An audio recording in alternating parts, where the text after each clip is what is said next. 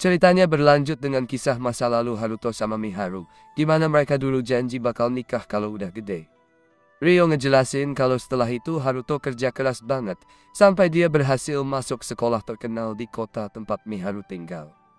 Karena fokus banget, Haruto nggak sempat gabung ekskul apapun, soalnya dia maksa ayahnya biar dia bisa balik ke lingkungan tempat Miharu tinggal. Tapi syaratnya dia harus cari uang sendiri buat biaya hidup. Haruto akhirnya ngelihat Miharu lagi, tapi pas dia mau deketin, tiba-tiba ada cowok yang lari ke arah Miharu dan coba meluk dia. Terus, ada cewek lain yang datang, dan dia manggil cowok itu dengan nama Takahisa. Cewek itu nanya ke Takahisa, "Kamu lupa ya kalau tadi datang ke sini sama aku?" Cowok itu jawab kalau dia gak lupa, dan cewek bernama Satsuki itu bilang kalau Takahisa masih sama aja kayak dulu waktu di SMP. Takahisa kayaknya malas bahas itu. Jadi dia bilang mereka harus cepat pergi karena Aki sama Misato udah nunggu. Akhirnya mereka bertiga pergi, sementara Haruto cuma bisa ngeliatin mereka dari jauh. Setelah itu mereka ketemu Aki dan Misato. Waktu ngeliat Satsuki, Misato bilang kalau Satsuki makin cantik aja dibanding terakhir kali mereka ketemu. Satsuki ngerasa itu cuma bercandaan. Terus dia bilang bakal traktir semuanya yang enak-enak sebagai senior mereka, karena mereka semua udah naik kelas. Misato langsung semangat buat perayaan itu. Tapi tiba-tiba, ada lingkaran sihir yang muncul dan ngebawa mereka semua ke dunia lain dalam dua kelompok terpisah. Di dunia lain, ada 6 pilar cahaya di sekitar Ryo dan yang lainnya. Aisyah minta Ryo buat nyelamatin orang-orang di sekitar pilar-pilar itu. Lalu, adegannya beralih ke Aki, Misato, dan Miharu, yang kebingungan karena nggak tahu mereka ada di mana. Miharu juga sadar kalau bahkan HP-nya nggak dapat sinyal sama sekali. Mereka kemudian ketemu sama seorang pria berbadan besar yang kelihatan jahat. Sementara itu, Ryo terbang menuju arah mereka karena diarahkan oleh Aisyah ke tenggara. Di tempat yang ditunjuk, dia nemuin jejak sihir ruang dan melihat ada HP di sana. Dia jadi penasaran apa yang sebenarnya terjadi. Di sisi lain, pria tadi memasukkan Aki dan Misato ke dalam kandang sementara mereka berusaha melawan. Miharu coba minta tolong sama orang-orang di sekitarnya biar Aki dan Misato dibebasin, tapi nggak ada yang ngerti karena pemimpin kelompok perdagangan budak itu nggak paham bahasa yang Miharu pakai. Dia membawa Miharu ke mobil lain, dan Aki mencoba nanya apa yang mereka rencanakan buat Miharu. Tapi ada pria lain dari kelompok itu yang langsung nyuruh Aki diam. Melihat ini, Misato nyaranin Aki buat nggak bikin keributan. Dan mereka juga nyadar kalau ada lebih banyak anak-anak yang ditangkap di dalam kandang. Sementara itu, Ryo terbang di sekitar area untuk nyari orang-orang yang Aisyah suruh dia cari. Dia ngelihat ada asap dari suatu tempat, dan sadar kalau pasti ada orang di sana.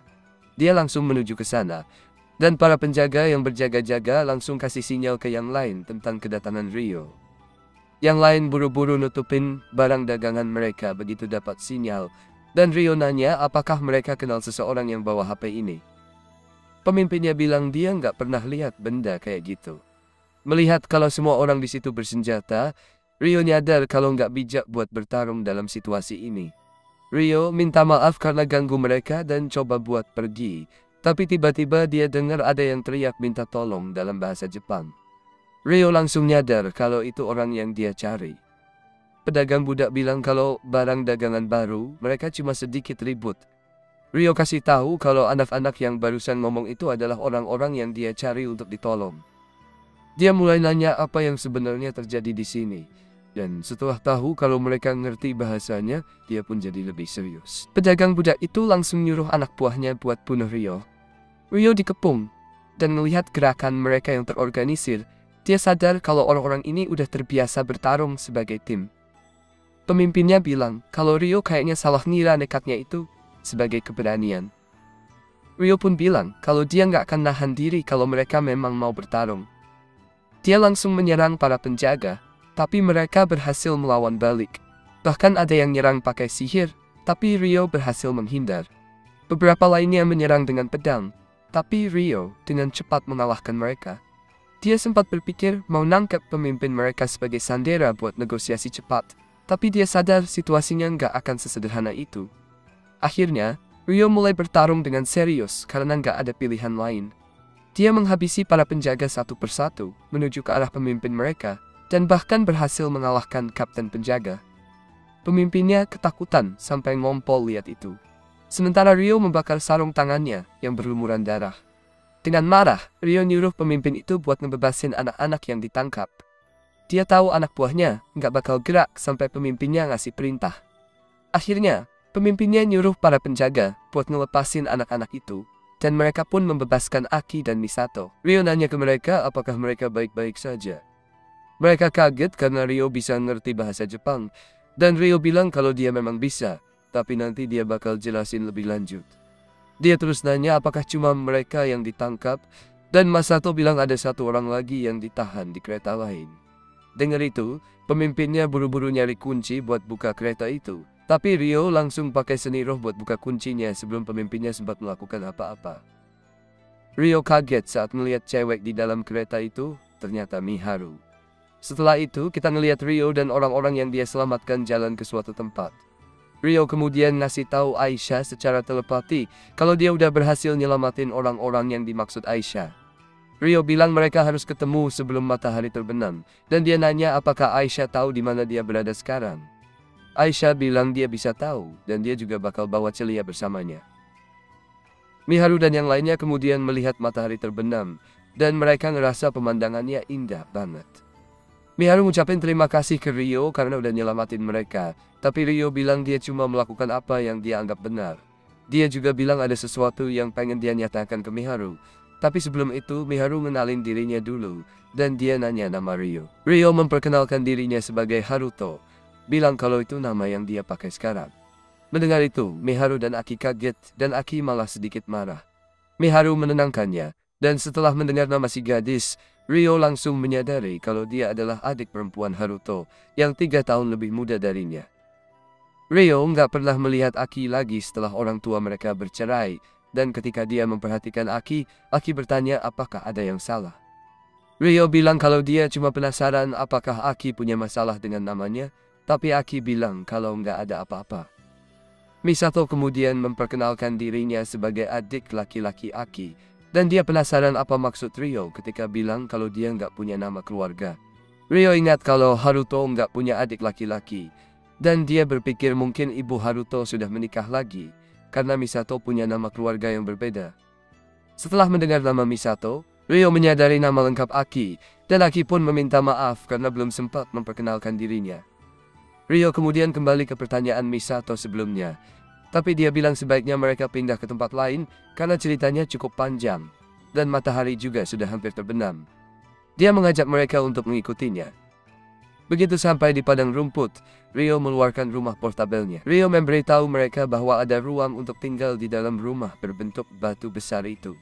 Tepat ketika mereka mau masuk, Celia dan Aisyah datang dengan terbang. Miharu dan yang lain kaget melihat ada orang yang bisa terbang di langit.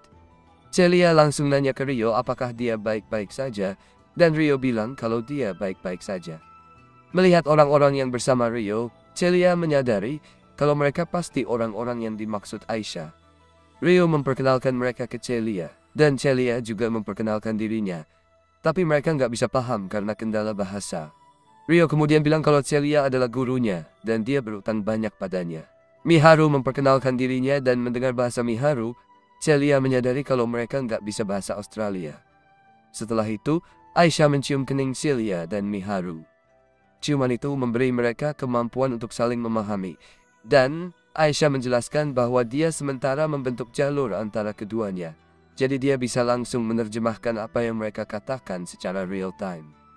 Rio kaget bahwa Aisyah bisa melakukan ini, tapi Aisyah bilang itu hanya mungkin karena Rio bisa bicara kedua bahasa tersebut. Aisyah kemudian bilang ke Rio kalau dia lapar, dan Rio langsung mengajak semua orang masuk ke dalam rumahnya. Begitu masuk, mereka kagum melihat betapa nyaman dan hangatnya suasana di dalam. Rio juga memberitahu kalau ada kamar mandi di sana, dan mereka bisa memakainya sesuka hati.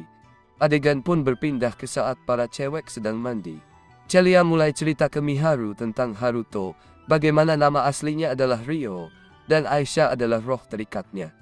Celia menambahkan kalau itu semua yang dia tahu, karena dia sendiri baru bertemu Aisyah hari ini. Aki yang penasaran nanya mereka lagi ngobrolin apa. Miharu pun menjelaskan kalau Aisyah adalah roh, dan Aki langsung nyadar kalau itu sebabnya Aisyah bisa melakukan interpretasi bahasa secara langsung. Sementara itu Misato ngobrol dengan Rio, dan dia menemukan kalau mereka sebenarnya berada di dunia seperti RPG fantasi. Rio sendiri nggak yakin, karena dia nggak banyak main game di kehidupan sebelumnya, tapi dia merasa deskripsi itu cukup tepat. Dia juga mengingatkan kalau nggak seperti game, di dunia ini nggak ada tombol reset. Misato berpikir bahwa mereka mungkin akan bernasib buruk kalau Rio nggak datang tepat waktu, dan Rio menyebut kalau mereka mungkin saja sudah menjadi keluarga. Tak lama kemudian, para cewek keluar dari kamar mandi. Celia lalu berkata ke Rio kalau mandi tadi luar biasa. Dia bilang ini pertama kalinya dia mandi di tempat seperti itu, dan dia sangat menikmatinya. Rio kemudian memperhatikan Celia memakai baju olahraga, dan dia baru tahu kalau Aki yang meminjamkannya. Aki bilang kalau rasanya aneh kalau Celia harus ganti lagi ke gaun pengantinnya setelah mandi. Celia merasa baju olahraga itu keren, karena pas banget di badannya, dan mudah dipakai untuk bergerak. Aki juga meyakinkan Rio bahwa nggak perlu khawatir, karena bajunya baru, dan dia baru beli untuk acara masuk sekolah. Rio merasa itu ide bagus, tapi dia khawatir kalau mereka nggak punya pakaian ganti untuk diri mereka sendiri. Jadi dia memutuskan untuk mengajak semuanya belanja baju besok. Mereka sempat bilang kalau mereka nggak punya uang, tapi Rio menyuruh mereka nggak usah khawatir, karena dia yang akan urus semuanya. Celia bertanya di mana mereka akan berbelanja. Dan Rio menyebut bahwa dia berpikir untuk pergi ke Almond. Celia menawarkan agar gaun pengantinnya bisa ditukar dengan uang jika Rio mau. Tapi dia menolaknya lagi dan bilang jangan khawatir soal uang. Lalu Rio bilang sudah waktunya makan. Mereka semua duduk untuk makan, dan Miharu serta yang lainnya mulai menceritakan apa yang telah terjadi pada mereka. Setelah mendengar penjelasan mereka, Rio menyadari bahwa mereka terjebak dalam fenomena yang disebabkan oleh sihir pemanggilan, dan ini pasti cara mereka datang ke dunia ini. Miharu penasaran apakah mungkin bagi mereka untuk kembali ke bumi, tapi Rio tidak tahu jawabannya. Dia bilang situasi mereka berbeda dari dia, karena dia terlahir kembali di dunia ini setelah meninggal sebagai Haruto, dan dia mendapatkan kembali ingatan lamanya saat masih kecil. Dia merasa pengalamannya mungkin tidak akan banyak membantu mereka. Celia kemudian bilang bahwa melihat 6 tiang cahaya yang mereka lihat, ini mungkin ada hubungannya dengan legenda 6 dewa bijak.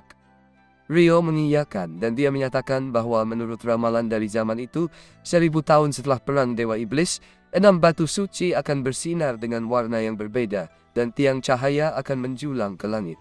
Para pahlawan yang mengenakan pakaian yang kuat dan ilahi akan kembali dari luar Strahd, dan sebagai pengganti 6 dewa paling bijak, mereka akan memimpin seluruh umat manusia.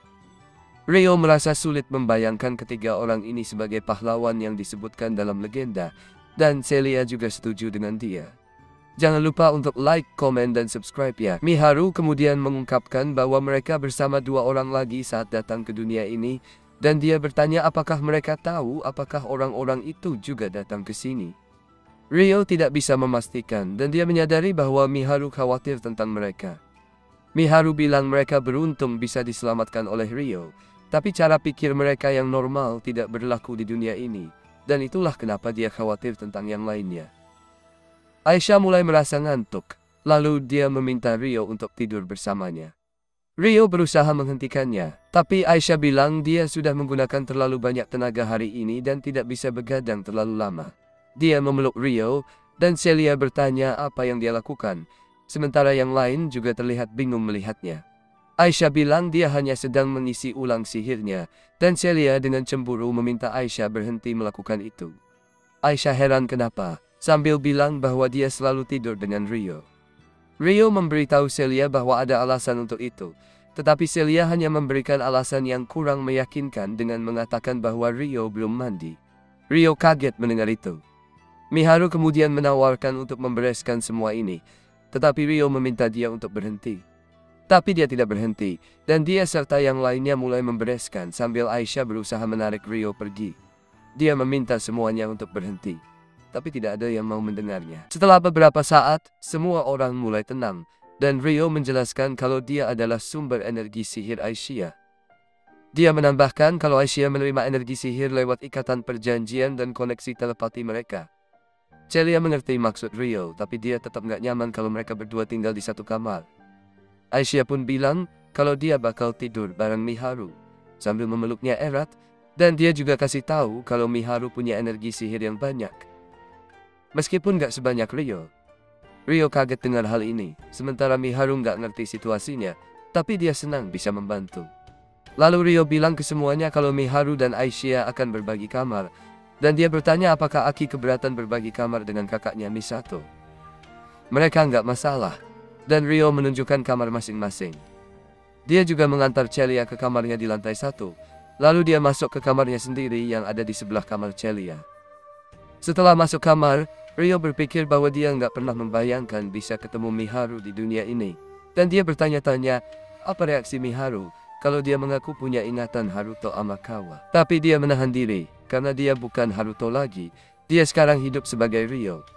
Dia berpikir bahwa dia sudah memutuskan untuk mengotori tangannya demi membalas dendam pada orang yang membunuh ibunya, dan baginya, Haruto Amakawa sudah mati. Setelah itu, Celia datang ke kamarnya, meminta maaf karena mengganggu di jam segini, dan bilang kalau dia pengen ngobrol sebentar. Rio membiarkannya masuk, dan mereka berdua minum teh bersama.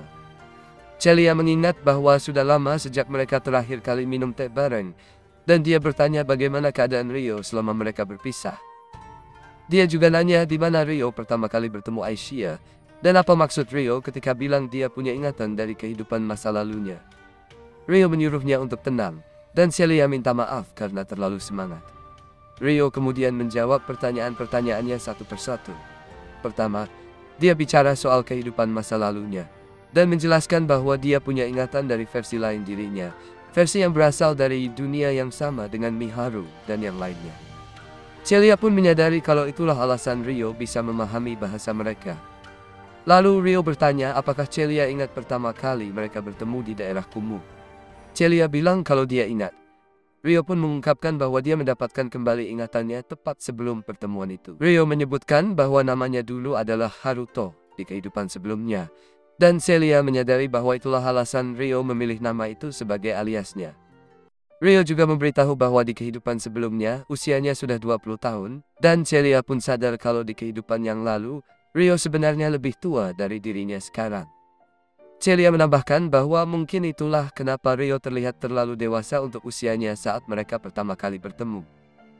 Rio setuju, tapi menekankan bahwa di dunia ini dia tetaplah anak laki-laki 19 tahun, dan sekarang dia hanya Rio.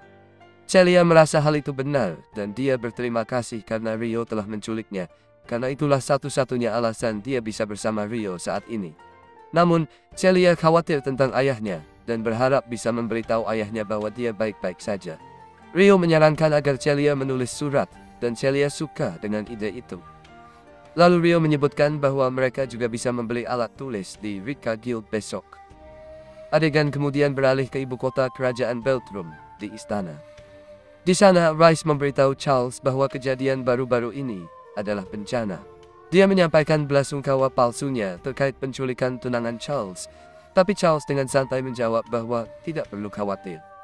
Dia menjelaskan bahwa pelaku di balik penculikan itu sudah mati karena terbakar habis oleh serangan Alfred. Charles masih marah karena belum ada kabar tentang keberadaan Celia, dan dia berpikir bahwa pelaku pasti punya kaki tangan. Dia menyebutkan bahwa dia sudah menutup perbatasan ibu kota untuk mencari mereka, sementara Rice berpikir bahwa anak laki-laki itu dan roh yang bersamanya pasti sedang bersembunyi. Rice merasa tindakan mereka cukup nekat, tapi Charles mengalihkan pembicaraan dan mengatakan bahwa dia tidak menyangka tulisan suci akan menjadi kenyataan saat ini. Dia menjelaskan bahwa, seperti yang diramalkan, seorang pahlawan telah turun di negara mereka, dan dia sudah dibawa ke dalam perlindungan ayahnya. Rice berharap pahlawan itu akan menjadi sekutu kerajaan, dan dia teringat bahwa ada batu suci lain di Beltrum. Charles mengungkapkan bahwa batu suci lainnya ada di tangan Putri Flora dan Duke Huguenot, dan mereka mungkin sedang menyambut sang pahlawan saat ini. Namun, Charles merasa situasinya tidak bagus di sisi itu, karena mereka berdua sudah dianggap pengkhianat karena berusaha mendekatkan diri dengan kerajaan Galark. Rice kemudian memberitahu bahwa kerajaan Galark juga mengundang Lisolot Cresia dari Merchant Guild sebagai tamu, dan dia menambahkan bahwa dia mendengar kalau Lisolot adalah wanita yang sangat berbakat. Charles meremehkan Lisolot dengan mengatakan bahwa dia hanya anak berusia 15 tahun. Tapi Rice berpikir bahwa Lisolot dan Rika Guild sama besarnya dengan ancaman faksi Duke Huguenot. Adegan kemudian berpindah ke Rodania di kerajaan Beltrum, dan kita melihat seorang pahlawan sedang makan sepuasnya. Sementara seorang gadis bertanya apakah dia butuh sesuatu lagi. Pahlawan itu meminta gadis tersebut untuk duduk saja, karena dia merasa tidak enak membiarkan gadis itu berdiri terus. Seorang bangsawan kemudian mengatakan bahwa dia sangat senang bisa memiliki seseorang setinggi pahlawan itu di rumahnya, dan meminta sang pahlawan memberitahu jika butuh apapun. Pahlawan itu berpikir bahwa situasi ini seperti yang sering muncul di novel web akhir-akhir ini, dan dia teringat bahwa dia sedang membaca novel web isekai ketika tiba-tiba dipanggil ke dunia ini. Dia kaget melihat perubahan sekitarnya, dan dia bertanya pada orang-orang di depannya, siapa mereka. Flora dan Huguenot memperkenalkan diri sebagai putri dan duke, dan pahlawan yang bernama Hiroaki Sakata langsung menyadari bahwa ini terasa seperti alur cerita isekai. Flora lalu bertanya apakah dia adalah pahlawan legendaris, dan Hiroaki terkejut mendengar itu. Flora kemudian memberitahunya tentang ramalan yang ditinggalkan oleh sang pahlawan yang disebutkan oleh 6 dewa bijaksana, yang mengatakan bahwa 1000 tahun di masa depan, para pahlawan akan muncul di tempat di mana batu suci berada. Hiroaki masih terkejut mendengar hal ini, dan Flora menunjuk pedang di tangannya untuk membuktikan bahwa dia memang seorang pahlawan. Anak laki-laki kutu buku itu baru menyadari kalau ada katana di tangannya, dan dia berpikir kalau pedang itu terlihat keren. Dia kemudian memperkenalkan dirinya, dan dari cara dia diperlakukan, dia menyadari bahwa pahlawan pasti memiliki kedudukan tinggi di dunia ini. Kembali ke masa kini, Hiroaki berpikir bahwa dia nggak boleh diperlakukan seperti orang suruhan gara-gara sikapnya yang rendah hati, dan dia menyadari kalau dia harus menjadi yang teratas dalam negosiasi. Dia berpura-pura bingung karena dipanggil sebagai pahlawan, dan dia juga berpura-pura ingin kembali ke kehidupannya yang lama, menuduh mereka telah menculiknya dari dunianya. Dia mengatakan kepada sang putri bahwa batu suci seharusnya bisa mengirimnya kembali jika memang benda itu yang memanggilnya ke sini. Sang putri pun menjawab bahwa kejadian mendadak ini juga membuatnya bingung, tapi mereka harus bekerja sama untuk mencari solusinya. Hiroaki kemudian menjelaskan bahwa dia tidak menyalahkan sang putri, hanya saja situasinya memang sulit. Mendengar ini, Stuart mengatakan bahwa Hiroaki sedang bersikap tidak sopan kepada sang putri, tapi ayahnya segera menyuruhnya diam. Ayah Stuart meminta maaf atas kelancangannya dan meyakinkan Hiroaki bahwa ini bukan penculikan. Orang itu mengatakan bahwa dia akan memberitahu Hiroaki segala sesuatu tentang situasi mereka saat ini, dan Hiroaki setuju untuk mendengarkannya. Adegan kemudian berpindah ke Ryo, Celia, Miharu, dan Aishia yang sedang berangkat untuk perjalanan belanja mereka. Miharu meminta Aki dan Misato untuk menjaga rumah selama dia pergi. Ryo memperingatkan mereka agar tidak meninggalkan rumah karena ada penghalang di sekelilingnya untuk melindungi mereka. Aishia terbang sambil membawa Celia, dan Ryo menyadari bahwa dia harus membawa Miharu sendiri. Dia pun meminta izin Miharu, dan Miharu mengizinkannya. Akhirnya mereka juga terbang bersama. Miharu menikmati pemandangan dari udara, dan Ryo bertanya apakah dia tidak takut. Miharu mengatakan bahwa dia tidak takut karena ada Ryo bersamanya. Sementara itu, Celia bertanya kepada Aishia seberapa banyak dia tahu tentang Ryo. Celia mulai merasa cemburu ketika Aishia memberitahunya bahwa dia tahu segalanya tentang Ryo, karena mereka berbagi kesadaran yang sama berkat perjanjian roh mereka. Aishia kemudian mengatakan kepada Celia bahwa Ryo telah banyak berubah selama bertahun-tahun, dan sekarang dia semakin sering bergantung pada orang lain seiring berjalannya waktu. Dia merasa bahwa Ryo beruntung telah bertemu dengan orang-orang baik, dan Aishia menyebutkan bahwa semua itu berkat Celia. Aishia menjelaskan bahwa Celia adalah orang pertama yang mendekati Ryo, dan karena itulah Ryo mulai belajar mempercayai orang lain. Aishia berharap Celia akan terus berinteraksi dengan Ryo seperti dulu, dan Celia menyatakan bahwa dia akan melakukannya. Adegan kemudian berpindah ke luar Amont, dan Ryo memberi instruksi kepada semua orang untuk memanggil Celia dengan nama Cecilia saat berada di dalam kota, karena mungkin masih ada orang yang mencarinya. Dia juga menyebutkan bahwa mereka harus mengubah warna rambut mereka, lalu Ryo mengubah rambutnya menjadi putih. Dia memberikan barang sihir untuk mengubah warna rambut kepada Miharu dan Celia, dan mereka juga mengubah warna rambut mereka. Setelah itu, mereka masuk ke kota Amon di kerajaan Galak, dan Miharu melihat banyak orang berbaris di depan sebuah toko. Ryo menjelaskan bahwa itu adalah gerobak Manju, yang mirip dengan manju yang ada di Jepang. Dia juga memberitahu bahwa Rika Guild memiliki banyak makanan dari bumi, seperti pasta dan makanan lainnya yang bisa mereka beli nanti. Adegan berikutnya menunjukkan mereka berada di Rika Guild, dan seorang pekerja bernama Chloe menawarkan untuk menunjukkan tempat itu kepada mereka. Rio meminta Chloe untuk membantu para wanita ini, lalu dia pergi untuk mengumpulkan informasi. Sementara itu, Celia mencoba banyak pakaian, dan di saat yang sama Rio mencari informasi tentang Takahisa dan Satsuki di sekitar kota. Kembali ke toko, Celia menemukan pakaian yang sempurna untuknya, dan dia meminta Miharu untuk mencari pakaian juga. Miharu pun mencoba beberapa pakaian, tetapi Celia mengatakan bahwa semuanya terlihat bagus di Miharu. Di kota, Rio tidak berhasil mendapatkan informasi apapun, dan dia berpikir bahwa ini wajar karena teleportasi baru saja terjadi kemarin. Sementara di guild, Celia keluar untuk membeli alat tulis, dan Miharu masih asik mencoba pakaian. Ketika Rio kembali ke guild, dia merasa malu saat melihat Miharu sedang memegang bra. Miharu pun merasa sama, dan Rio berkata agar Miharu tidak terburu-buru belanjanya. Saat dia hendak pergi, Miharu memintanya untuk menunggu, dan menunjukkan pakaian yang dia pilihkan untuk Rio. Semua orang berpikir pakaian itu terlihat keren di Haruto, dan akhirnya Rio memutuskan untuk membelinya.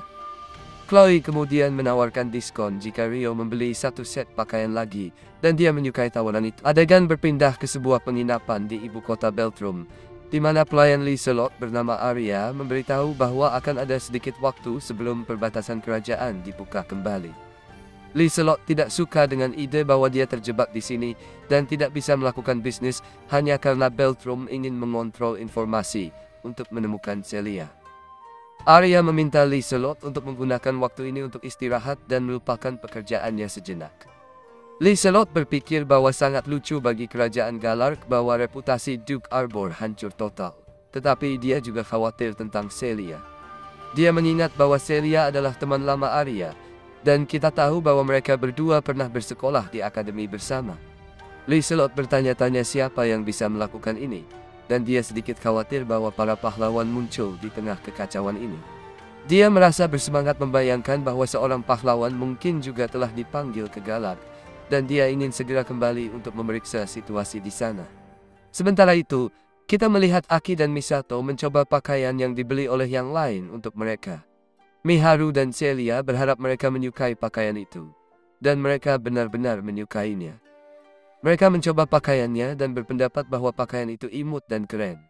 Namun, kemudian Rio dengan sedih memberitahu mereka bahwa dia tidak bisa menemukan informasi tentang Setsuki dan Takahisa. Dia menyebutkan bahwa dia menemukan info kalau para pahlawan sudah tiba di dunia ini, persis seperti yang diramalkan oleh 6 dewa bijak. Dia berpikir bahwa Miharu dan yang lainnya mungkin terjebak dalam pemanggilan itu. Dia berspekulasi bahwa mungkin Satsuki dan Takahisa dimaksudkan untuk dipanggil ke dunia ini sebagai pahlawan. Aki dan Misato terkejut mendengar hal ini. Aki bilang dia mau mencari mereka kalau mereka ada di dunia ini, dan Rio paham perasaannya. Tapi dia bilang kalau ketiganya harus belajar bahasa dan adat di dunia ini dulu. Miharu setuju, karena mereka nggak bisa terus bergantung sama Aisyah. Misato sih kurang senang dengan ide belajar, bahkan di dunia lain. Setelah itu, Rio bilang mereka harus mulai dengan minta saran dari orang-orang terpercaya yang dia kenal, dan dia menjelaskan kalau dia maksud orang-orang di desa demi human.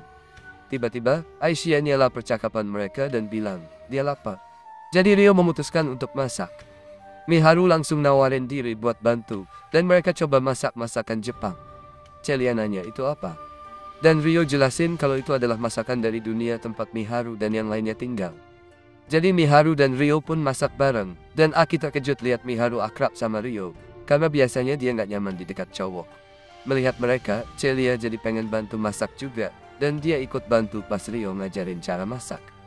Akhirnya, mereka semua makan bareng saat makanan sudah siap. Setelah itu, kita lihat Rio pergi ke desa demi human, dan semua orang menyarankan dia untuk hati-hati di jalan. Masato bilang kalau nanti pas Rio balik, dia sudah lancar ngomong bahasa Australian. Rio juga minta Aisyah buat menjaga semuanya selama dia pergi. Aisyah setuju, dan Rio mengeluarkan batu dari penyimpanannya untuk teleport ke desa demi human.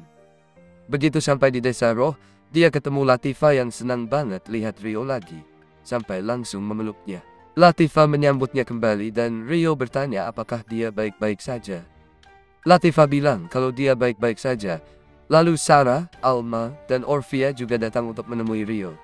Mereka menjelaskan kalau mereka merasakan ada distorsi dalam energi ruang, jadi mereka menduga kalau Rio mungkin sudah kembali. Rio kemudian memberitahu mereka kalau dia balik kali ini buat konsultasi dengan para tetua soal sesuatu. Sarah langsung bilang kalau dia akan kasih tahu para tetua tentang ini. Lalu adegannya beralih ke Rio yang sedang menjelaskan situasinya kepada tetua, dan mereka sadar kalau aliran aneh dan mana yang datang ke sini berasal dari wilayah Strahl. Rio bilang kalau ini mungkin alasan kenapa dia balik. Dan dia bilang kalau dari 6 pilar cahaya itu, dia berpikir kalau pilar-pilar cahaya itu semacam sihir ruang waktu. Dia menduga kalau pilar-pilar cahaya itu digunakan untuk memanggil orang-orang dari dunia lain ke tempat ini. Dan dia memberitahu mereka tentang rumor seputar 6 pahlawan di wilayah Strahl. Ursula lalu bertanya kenapa Rio berpikir kalau para pahlawan itu dipanggil dari dunia lain. Rio menjawab kalau itu karena dia telah menampung seorang anak laki-laki dan 2 gadis yang dulunya tinggal di dunia lain itu. Para tetua penasaran apakah ketiga orang itu adalah pahlawan. Tapi Rio bilang kalau mereka bukan pahlawan. Dia menjelaskan kalau dia menemukan mereka di tempat yang tidak ada hubungannya dengan pilar cahaya. Namun, mereka bersama 2 orang lain tepat sebelum dipindahkan. Dan Rio berpikir kalau kedua orang itulah yang merupakan pahlawan. Sedangkan ketiga orang ini hanya terjebak dalam pemanggilan. Salah satu tetua kemudian bertanya apakah Rio bisa berkomunikasi dengan orang-orang dari dunia lain itu. Dan Rio menjawab bisa, karena dia mengerti bahasa mereka. Hal ini membuat para tetua punya banyak pertanyaan di kepala mereka. Lalu Rio menjelaskan kepada mereka bahwa di kehidupan sebelumnya, dia juga pernah tinggal di dunia lain itu. Para tetua agak kesulitan memahami penjelasannya. Dan Rio bilang kalau dia akan menjelaskan lebih lanjut lain kali. Dia berharap penjelasan yang dia berikan sejauh ini cukup untuk membuat mereka memahami situasinya. Para tetua setuju untuk menunda pembahasan soal ini dulu, dan Rio bilang kalau dia juga punya permintaan untuk mereka. Para tetua menjawab kalau mereka akan melakukan apapun yang bisa mereka bantu, karena ini adalah permintaan dari Rio. Rio lalu bertanya apakah mungkin dia bisa menitipkan 3 orang yang dia sebutkan sebelumnya, ditambah 1 orang lagi di desa ini untuk sementara waktu. Para tetua minta Rio untuk menjelaskan lebih lanjut, dan Rio bilang kalau dia berencana mencari petunjuk tentang cara mengembalikan 3 orang itu ke dunia asal mereka. Tapi akan sulit baginya untuk bergerak selama mereka masih di bawah pengawasannya. Rio tahu kalau orang-orang di desa ini jauh lebih ahli dalam hal sihir ruang waktu dibanding dirinya. Para tetua pun menyadari maksud Rio, dan mereka setuju untuk menerima mereka. Salah satu tetua bertanya siapa orang keempat yang Rio maksud, dan Rio menjelaskan bahwa orang itu adalah seorang guru yang sangat berjasa baginya. Guru itu dipaksa untuk menikah dalam pernikahan politik, jadi Rio menyelamatkannya pada hari pernikahannya. Para tetua tertawa mendengar hal ini, menganggap Rio sebagai seorang lady killer, dan mereka setuju untuk menjaga keempat orang itu. Tapi dengan syarat bahwa mereka harus merahasiakan informasi tentang desa ini begitu mereka kembali ke wilayah asal mereka. Rio menjelaskan ini kepada mereka, dan dia bilang kalau dia akan berangkat besok untuk membawa mereka kembali ke desa. Adegan kemudian beralih ke Rio, yang sedang berbicara dengan Latifah sendirian. Dia bertanya apakah Latifah bisa memahami pembicaraan hari ini. Latifah bilang dia paham, dan Rio meminta maaf karena membicarakan kehidupan masa lalunya tanpa izin dari Latifah. Rio menjelaskan kalau dia nggak akan bisa memberi penjelasan kepada tetua tanpa mengungkapkan hal itu. Lalu, Latifah bertanya apakah dia juga harus menceritakan asal-usulnya. Rio menjawab kalau dia nggak perlu memaksakan diri untuk melakukan apapun. Latifah kemudian bertanya apakah orang-orang yang Rio bicarakan tadi adalah orang Jepang. Rio mengangguk dan bilang iya, mereka memang orang Jepang. Latifah lalu menanyakan apakah Rio sudah memberitahu mereka tentang asal-usul Jepangnya. Rio menjawab bahwa dia sudah, karena kalau tidak, dia nggak akan bisa menjelaskan bagaimana dia bisa mengerti bahasa mereka. Latifah lalu mengingatkan bahwa seharusnya ini jadi rahasia di antara mereka berdua. Rio berpikir kalau Latifah sedang terlihat lucu sekarang. Lalu dia bilang ke Latifah bahwa meskipun ada orang Jepang lain yang muncul di dunia ini, itu nggak akan mengubah kenyataan kalau Latifah tetap spesial untuknya. Rio mengingatkan bahwa dia pernah bilang kalau di kehidupan sebelumnya dia jauh cinta sama teman masa kecilnya dan dia juga punya adik perempuan. Latifah mengingatnya, dan Rio menyebutkan dengan jelas bahwa salah satu orang yang dia selamatkan adalah teman masa kecilnya yang dia cintai itu. Dan yang satunya lagi adalah adik perempuan yang pernah dia ceritakan. Rio menyebutkan kalau dia belum memberitahu mereka bahwa dia memiliki ingatan Haruto Amakawa. Dan Latifah penasaran kenapa. Rio menjelaskan bahwa mereka sudah cukup bingung karena berada di dunia yang berbeda dari yang mereka kenal. Dan dia tidak ingin menambah beban mereka. Dia berharap Latifah juga tidak akan mengungkapkan hal ini kepada mereka. Latifah lalu bertanya apakah Rio sebenarnya ingin menceritakan hal ini. Tapi Rio bilang dia ingin ini tetap jadi rahasia di antara mereka berdua. Rio juga menyebutkan bahwa mungkin suatu hari dia harus menceritakan ini kepada seseorang. Tapi belum sekarang, dan kemudian dia memeluk Latifah. Adegan kemudian beralih ke hari berikutnya, di mana Haruto meninggalkan desa. Para tetua bertanya kapan dia akan kembali bersama yang lain, dan Rio menjawab bahwa dia akan kembali 2 minggu lagi. Latifah pun meminta Rio agar tetap hati-hati. Rio meyakinkannya kalau dia akan baik-baik saja, lalu terbang pergi. Setelah itu kita melihat Liselot melapor kepada Raja Francois Galar tentang kejadian yang terjadi di ibu kota kerajaan Beltrum. Raja lalu mengatakan bahwa dia punya permintaan lain untuk Liselot. Dia memintanya untuk memanggil Duke Huguenot, dan Liselot penasaran apa yang akan dia lakukan di sana.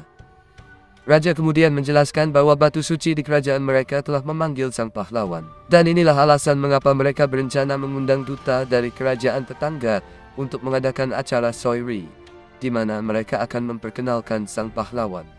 Raja juga menyebutkan bahwa dia ingin mengundang pahlawan dari kerajaan Beltrum ke acara tersebut dan berharap Liselot bisa menyampaikan surat undangannya. Liselot setuju. Lalu Raja mengatakan bahwa dia mendengar nama pahlawan dari Beltrum adalah Hiroaki Sakata. Liselot terkejut mendengarnya, karena nama itu terasa sangat familiar baginya. Dia menyadari bahwa kemungkinan besar orang ini berasal dari Jepang, tetapi dia tidak mengatakan apa-apa kepada Raja tentang hal itu.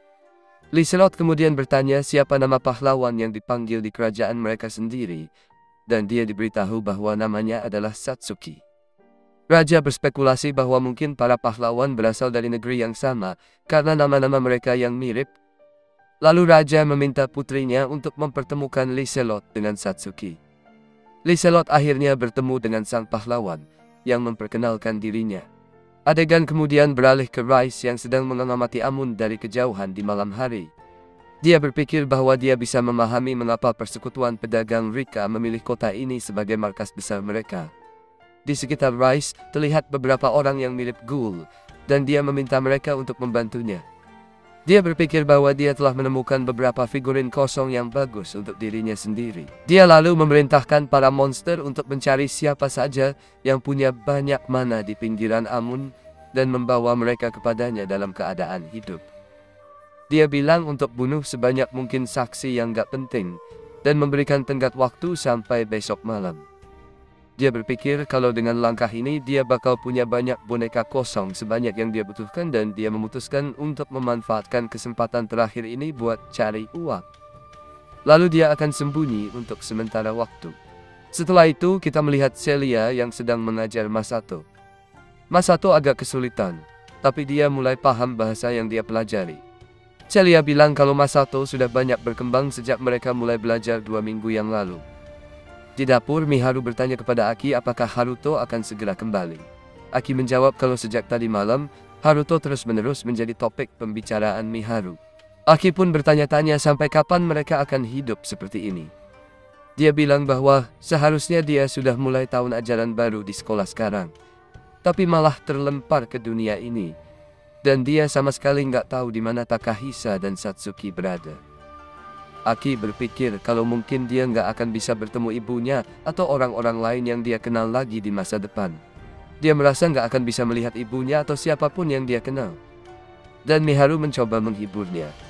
Aki lalu bertanya apakah Miharu nggak khawatir. Miharu bilang kalau sebenarnya dia juga khawatir, tapi dia masih punya Aki, Masato, dan juga ada Haruto serta yang lainnya. Hal itu bikin dia merasa lebih tenang. Aki pun bertanya-tanya apakah Miharu nggak ingin kembali ke dunia lama mereka. Miharu menjawab kalau dia ingin, tapi panik nggak akan membantu apapun. Haruto sudah melakukan yang terbaik, dan sekarang yang bisa mereka lakukan hanyalah mempercayakan segalanya padanya.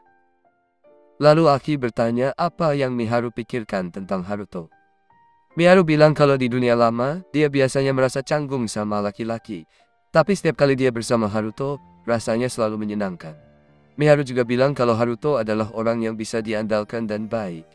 Dan mungkin itu juga ada hubungannya dengan fakta kalau Haruto punya nama yang sama dengan kakak Aki, Haruto. Mendengar itu, Aki langsung marah. Dia bilang kalau membandingkan Haruto dengan kakaknya itu nggak sopan. Miharu langsung meminta maaf dan setelah menyadari kesalahannya, Aki juga meminta maaf dan pergi keluar untuk menenangkan diri. Di luar Aki berpikir kalau dia bodoh karena menyalahkan Miharu padahal Miharu nggak melakukan kesalahan apapun. Dia pun mulai bertanya-tanya apakah Miharu sebenarnya masih jatuh cinta sama Haruto. Dia bingung dengan perasaannya sendiri. Lalu, Miharu datang menghampirinya. Miharu melihat monster-monster yang tadi di depan mereka, dan mereka berdua bertanya-tanya makhluk apa itu. Mereka berpikir harus segera masuk ke dalam rumah. Tapi para monster berhasil memecahkan penghalang dan mencoba menyerang mereka. Untungnya, Aisyah datang tepat waktu dan menyelamatkan mereka berdua. Dia menembakkan serangan ke arah monster-monster itu, dan Masato yang ada di dalam rumah bisa mendengar suara ledakan tersebut. Dia bingung apa yang terjadi, dan Celia menyuruhnya tetap di dalam rumah sementara dia keluar untuk mengecek situasi. Gadis-gadis itu kemudian bertanya kepada Aisyah tentang makhluk tersebut. Aisyah menjawab kalau itu adalah monster, dan kemungkinan besar mereka tertarik ke sana karena energi sihir dari penghalang. Aisyah menyadari bahwa monster itu masih hidup meskipun sudah terkena serangannya, dan dia teringat janjinya pada Ryo untuk melindungi semuanya. Dua monster mencoba menyerang mereka lagi bersamaan, dan Aisyah berhasil menghentikan satu di antaranya, tapi yang lainnya berhasil lolos. Untungnya, Celia muncul dan berhasil mengalahkan mereka. Saat monster itu mencoba menyerang lagi, Haruto tiba-tiba melompat dari atas dan menyelamatkan mereka. Dia meminta maaf karena datang terlambat. Setelah menyerang salah satu monster, dia menyadari kalau monster tersebut sangat kuat. Dia lalu bertanya kepada Aisyah apakah dia tahu sesuatu tentang monster-monster itu. Aisyah menjawab bahwa dia hanya tahu kalau mereka terasa seperti monster, dan yang paling gelap dari ketiganya lebih kuat daripada yang lainnya. Ryo kemudian memutuskan untuk menarik perhatian monster yang lebih gelap ke arahnya. Dan dia memutuskan untuk menyerahkan monster abu-abu kepada Aisyah. Aisyah mengerti, lalu Ryo menghentikan monster gelap itu saat mencoba melarikan diri. Monster itu menyerangnya, tapi Ryo berhasil menghindar dan menjepitnya. Dia mencoba untuk mengecek apakah monster itu bisa mengerti apa yang dia katakan. Tapi ternyata monster itu tidak bisa, jadi dia menusukkan pedangnya ke monster itu. Monster itu lalu berkata sesuatu kepadanya sebelum mati, meninggalkan sebuah kristal. Melihat kristal itu, Ryo berpikir kalau monster itu pasti sebelumnya adalah monster yang sangat kuat. Dan dia juga melihat Aisyah yang sudah mengalahkan monster-monster lainnya. Ryo kemudian mengucapkan terima kasih kepada Aisyah atas bantuannya. Dan dia berpikir bahwa monster itu sepertinya meminta untuk dibunuh di akhir pertarungan. Setelah itu, Aki meminta maaf karena keluar dari rumah meskipun Ryo sudah meminta agar dia tidak melakukannya. Miharu juga meminta maaf bersama Aki, menjelaskan bahwa Aki hanya keluar karena dia mengucapkan sesuatu yang kurang peka kepadanya. Ryo lalu mengalihkan pembicaraan, mengatakan bahwa dia mencium bau enak, dan dia penasaran apakah mereka sedang membuat nasi omiya. Miharu menjawab bahwa memang benar mereka sedang membuatnya, dan Celia menyatakan bahwa mereka seharusnya segera makan karena dia sudah lapar, yang juga disetujui oleh Masato. Ryo mengaku bahwa dia juga sangat lapar. Jadi Miharu dan Aki pergi untuk menyajikan makanan. Tapi sebelum mereka pergi, Ryo memberitahu semua orang bahwa mereka akan segera pindah dari rumah itu. Sementara itu, kita melihat monster-monster yang selamat kembali ke Rice dengan membawa beberapa manusia. Rice menyadari bahwa satu kelompok tidak ada di sana. Dia bertanya-tanya apakah mereka dibunuh oleh target-target mereka. Dan dia menyatakan bahwa bukan hal yang mudah untuk mengalahkan sekelompok Revenant. Dia berpikir bahwa rencananya akan terhambat karena jumlah mereka berkurang. Tapi untuk saat ini dia memutuskan untuk membuat lebih banyak boneka kosong. Bertanya-tanya berapa banyak yang akan kembali kepadanya kali ini. Setelah itu, Kita lihat Latifah yang lagi mikir bahwa sebentar lagi orang yang dulu pernah dicintai kakaknya di kehidupan sebelumnya, serta adik perempuannya dari kehidupan sebelumnya, akan datang ke sini, dan mereka bakal ditemani oleh guru yang sangat dihormati kakaknya. Dia ingat kalau kakaknya pernah bilang dia nggak perlu cerita tentang dirinya, tapi dia kepengen cerita. Soalnya orang-orang ini penting buat kakaknya. Rio dan yang lainnya akhirnya teleportasi ke sana.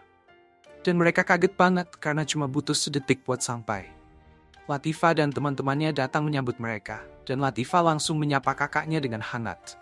Semua orang terpesona sama betapa lucunya Latifah, dan mereka kagum bahwa memang ada orang-orang berwujud binatang di tempat ini. Lalu Sarah menyambut mereka ke desa, dan dia serta teman-temannya membungkuk di hadapan Aisyah, bilang kalau mereka merasa terhormat bisa bertemu lagi dengan dia. Melihat ini, yang lain jadi penasaran apakah Aisyah penting buat mereka, dan Rio menjelaskan kalau orang-orang roh melihat roh tingkat tinggi yang bisa berbentuk manusia sebagai sesuatu yang istimewa, bikin mereka refleksi juga gimana mereka sudah memperlakukan Aisyah selama ini.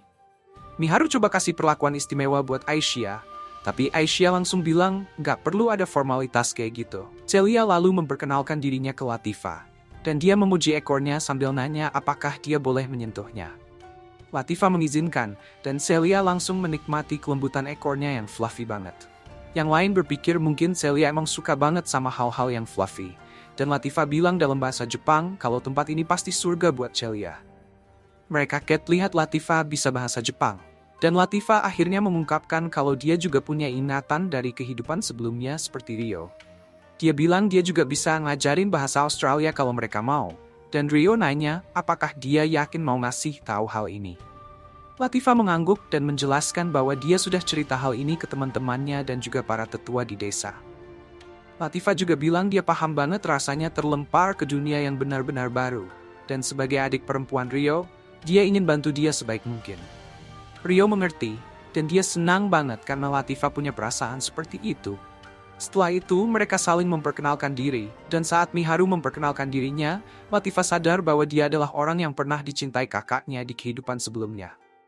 Lalu, adegan beralih ke Sarah yang membimbing mereka ke desa, sambil bilang kalau semua orang gak sabar buat bertemu mereka, dan saat mereka berjalan-jalan keliling desa, mereka memperhatikan kalau semua orang di desa itu malah sembunyi dari mereka, seperti ketakutan.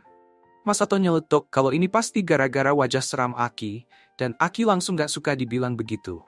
Mendengar mereka berdebat kecil, Latifah berpikir kalau mereka pasti akrab, tapi mereka langsung menyangkal bersamaan, bikin Latifah malah makin curiga. Rio kemudian menjelaskan ke semuanya bahwa penduduk desa ini memang cenderung menjaga jarak dari manusia. Jadi reaksi mereka kemungkinan karena jarangnya ada kunjungan seperti ini. Tiba-tiba, ada anak kecil bertelinga kelinci yang mendekati Miharu. Dan Miharu pun berbicara lembut padanya. Tapi si anak gak mengerti, jadi dia membisikkan sesuatu ke telinga Latifah. Latifah lalu memberitahu bahwa anak itu menganggap seragam Miharu agak aneh. Miharu kemudian menjelaskan kalau dia memang sengaja memakai baju formal karena mereka akan bertemu para tetua desa. Dia bertanya-tanya apakah itu terlihat aneh, tapi Latifah bilang memang agak jarang, walau si anak ternyata menganggapnya lucu. Miharu bilang ke anak itu kalau telinga kelincinya juga lucu, dan anak itu senang mendengarnya. Dia pun kembali ke ibunya, dan setelah melihat bahwa tamu-tamu ini baik hati, penduduk desa Beastman jadi berani keluar dan mengelilingi mereka. Akhirnya, mereka semua jadi cepat akrab. Adegan berlanjut ke persiapan desa untuk menyambut tamu-tamu ini dengan pesta di malam harinya. Dan, Masato super antusias menyambut pesta ini. Tapi Aki langsung memperingatkannya buat bersikap baik. Miharu senang banget karena penduduk desa mengadakan pesta megah buat mereka. Sementara Celia bahagia banget melihat begitu banyak orang berbulu lembut di sekitar. Rio pun ikut senang melihat mereka semua menikmati acara ini. Dan para tetua desa sangat gembira bisa bertemu Aisyah lagi. Mereka menyambut para tamu dari dunia lain dengan hangat. Dan Dominic memperhatikan bahwa mereka tidak jauh berbeda dari manusia di dunia mereka.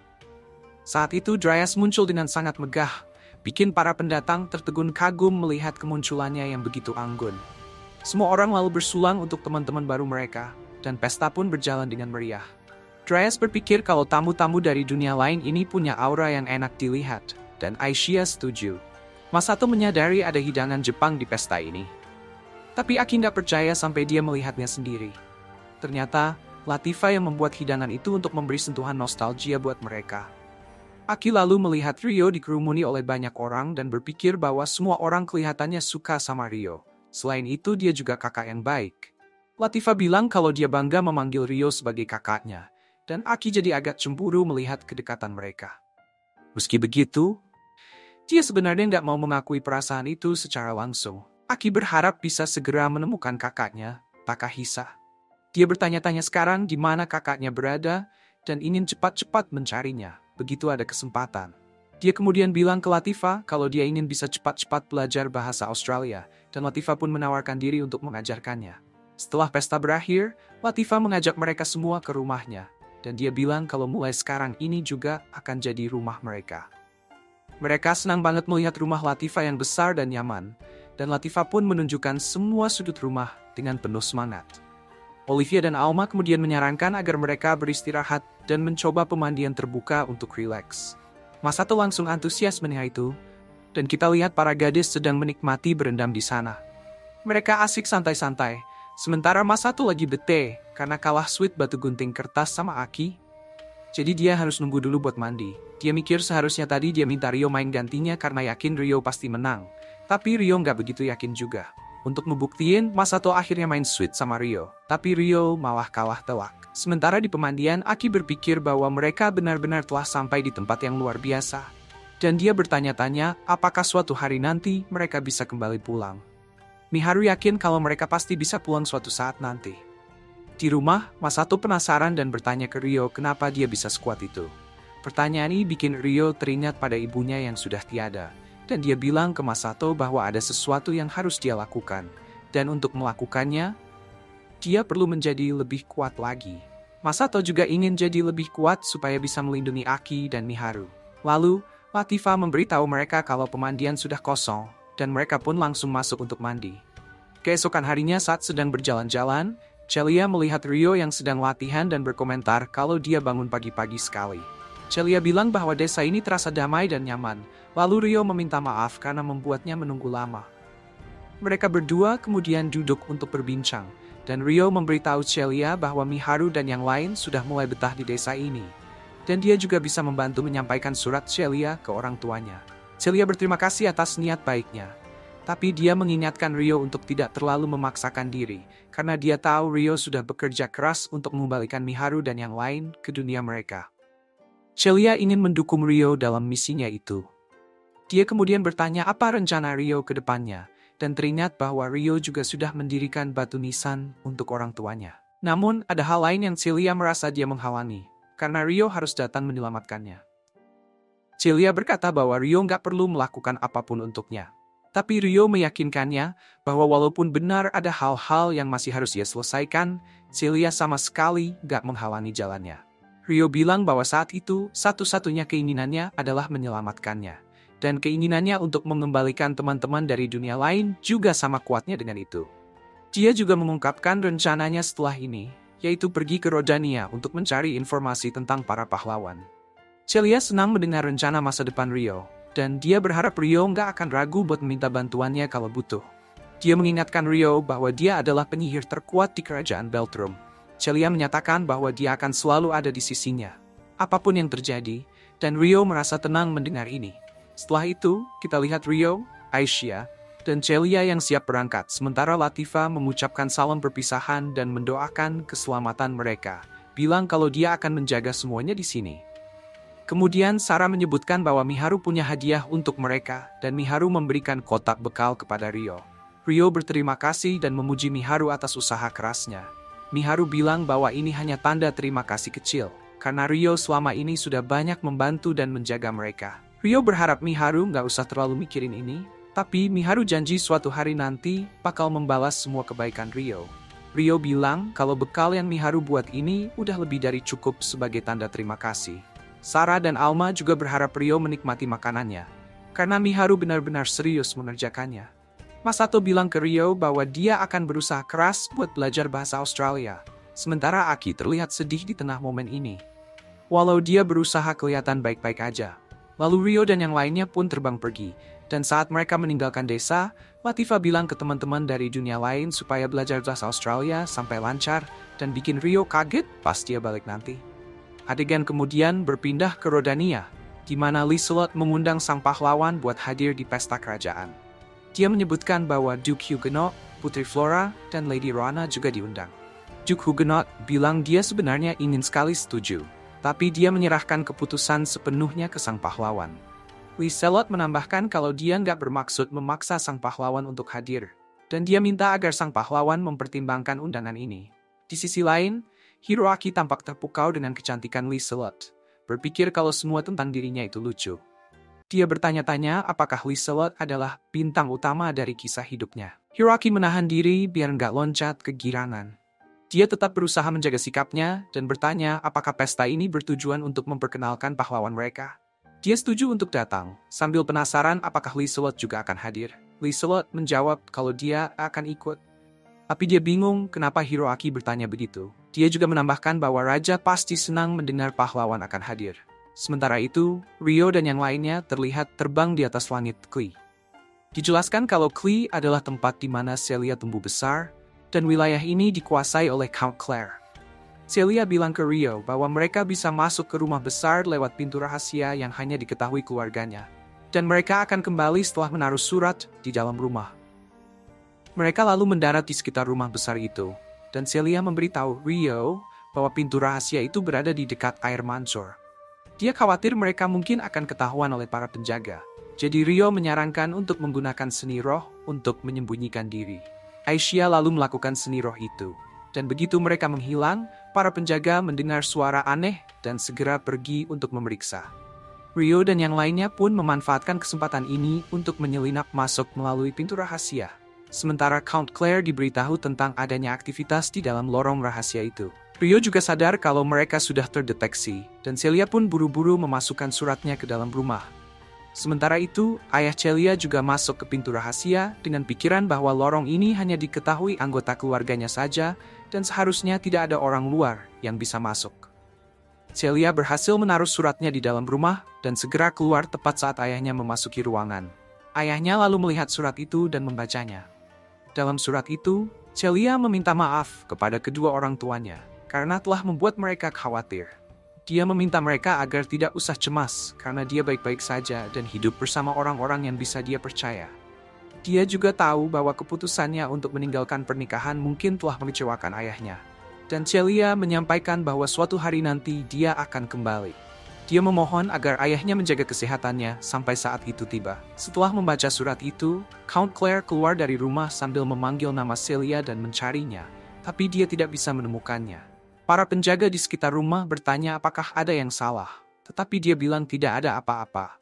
Dia berpikir bahwa Celia tidak mengecewakannya, dan berjanji akan bertemu lagi dengannya. Sementara itu, kita melihat Ryo dan yang lainnya terbang di langit. Ryo bertanya kepada Celia apakah dia yakin tidak ingin bertemu dengan ayahnya.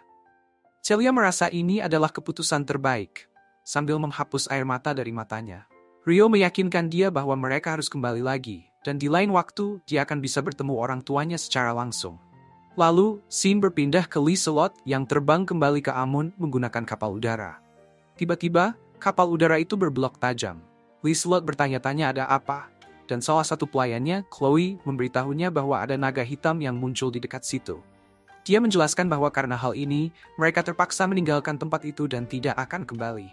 Chloe juga mengatakan bahwa mereka harus mendarat di kota terdekat.